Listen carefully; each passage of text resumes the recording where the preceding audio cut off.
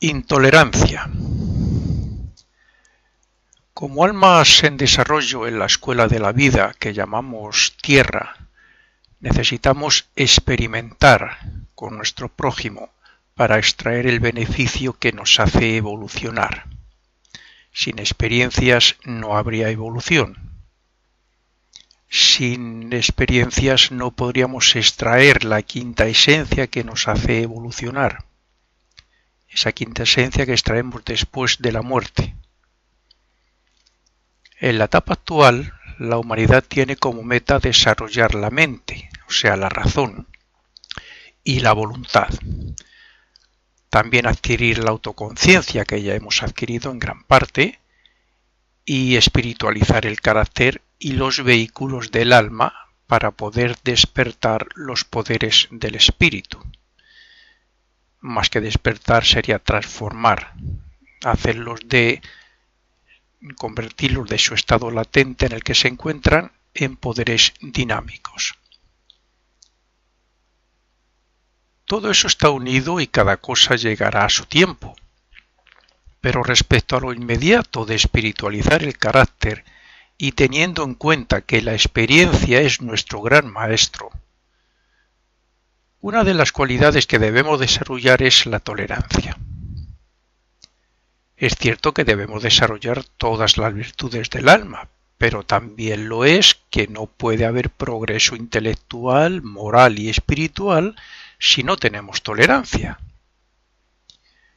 Dicen los sabios que la intolerancia encadena al alma, que separa a las personas y que impide que veamos claro lo que no comprendemos. Por tanto, la intolerancia limita nuestras oportunidades de progreso.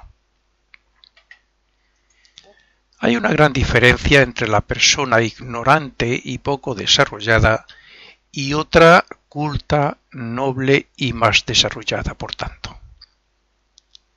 Uno aprende por los palos de la vida y por los efectos de sus causas poco razonadas, de la esclavitud de sus pasiones y de sus deseos materiales y egoístas. Otros aprenden porque son más conscientes del mundo que les rodea y razonan sus decisiones, sus deseos y sus emociones. El carácter se forma y se transforma cuando aplicamos la razón a las experiencias para ver sus resultados, y cuando observamos nuestras actitudes y expresiones en relación con los demás, principalmente. Así, quien hace una crítica destructiva se puede encontrar con problemas como efecto, como quien sale sin paraguas y se empapa de agua, puede pillar un resfriado. Así, como ejemplo, vemos cómo actúa la ley de consecuencia en esta vida, o sea, enseñándonos a razonar. Así vamos evolucionando. Quien es impulsivo y quiere superarlo, se esforzará por estar más relajado, pero mentalmente alerta para razonar entre cualquier hecho o emoción que le lleve a una actuación impulsiva y brusca y por tanto poco meditada. Es por consiguiente la experiencia fuera de nosotros la que nos ayuda y enseña los valores que necesitamos alcanzar. Pero, claro, mientras no sepamos utilizar la razón para ver cuáles son nuestros defectos y cómo desarrollarlos y superarlos, pues poco podremos hacer además de sufrir nuestro propio karma. Pero también, como resulta que el aprendizaje procede principalmente de nuestras experiencias con las personas que nos rodean, la tolerancia juega un papel en la sociedad y en nuestro desarrollo en particular. Las personas pueden evolucionar por lo que aprenden de las experiencias de los demás y por las suyas propias. Pero está claro que, aunque todos necesitamos consejos y enseñanzas de progreso moral y espiritual, los más atrasados, brutos e ignorantes suelen ser más intolerantes a la hora de ser comprensivos con los demás y de admitir sus propios errores. Y si no, veamos dónde hay más intolerancia, en el pasado o en el presente.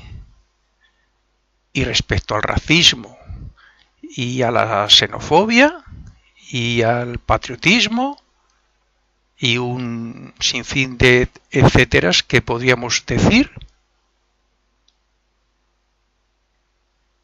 Aunque hemos evolucionado mucho en estos últimos siglos, la intolerancia sigue vigente en muy diferentes formas y casi todas tienen algo que ver con el orgullo o con el radicalismo. Por consiguiente, la intolerancia es muy representativa de la imperfección del hombre y de su papel en la sociedad, lo que indica que podemos nacer con la tendencia a ser intolerante. Y si no nos corrigen de niños, ni nos autoobservamos de adultos para ver nuestros defectos, pues es fácil que llegue el momento de la muerte y sigamos siendo igual o incluso más intolerantes. La autoobservación y la meditación sobre sí mismo, el examen de conciencia o el análisis que nosotros mismos podemos hacer sobre nuestro carácter, nos darán la clave de los defectos que debemos erradicar y de las virtudes que deberíamos de desarrollar.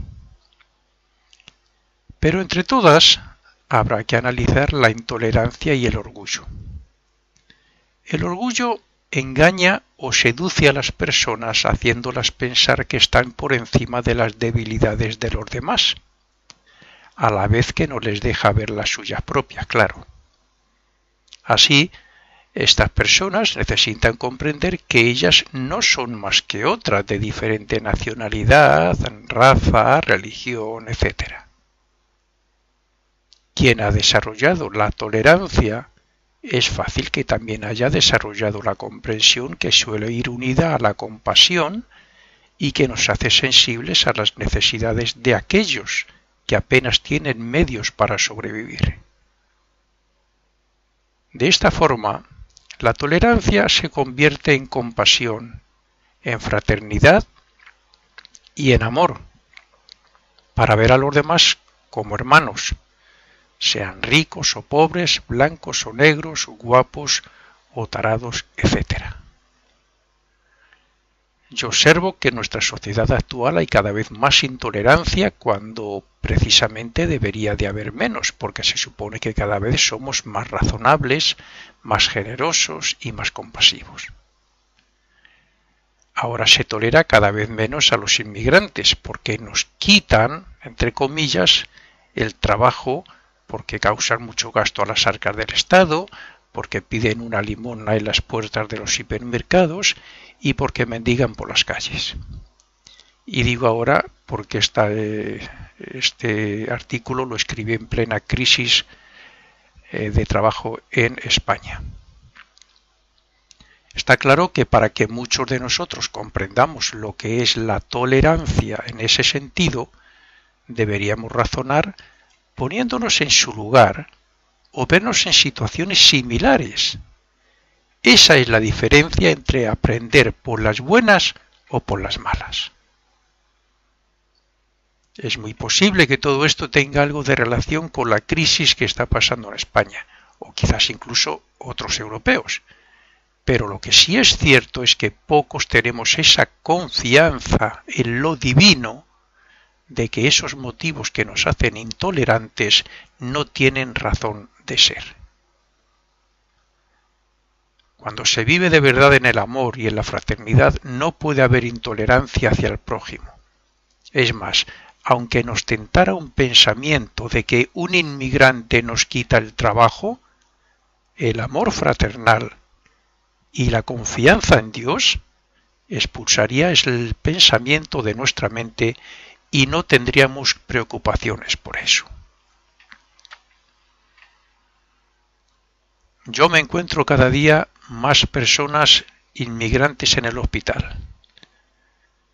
Les hacen trasplantes de riñones, de lo que haga falta. Les operan como a cualquier otra persona. Se les atiende como a cualquier español, en todos los sentidos.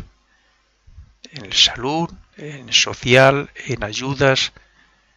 Y aún así, sigo diciendo que somos muy intolerantes. Por un lado, orgulloso, y que quizás todavía quede algo de racismo o xenofobia.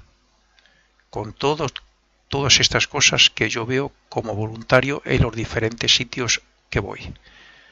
Sin embargo, en ese voluntariado, en los dos voluntariados, mis compañeros, la gente que está ahí, como yo mismo, para nosotros no existe ni xenofobia, ni racismo, ni intolerancia, ni nada. ¿Y todo por qué? Porque el único motivo que nos anima a hacer eso, a hacer ese voluntariado, es el amor. Expresémosle con cariño, con compasión, con cualquier cosa, pero en realidad es el amor.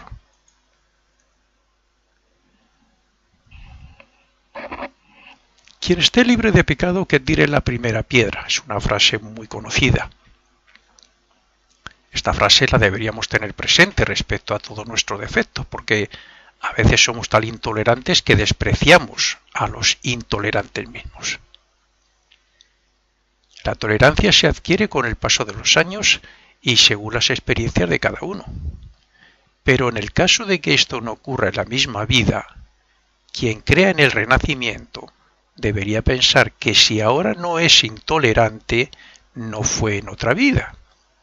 Lo fue en otra vida, muy posiblemente. Y muy posiblemente también más radical.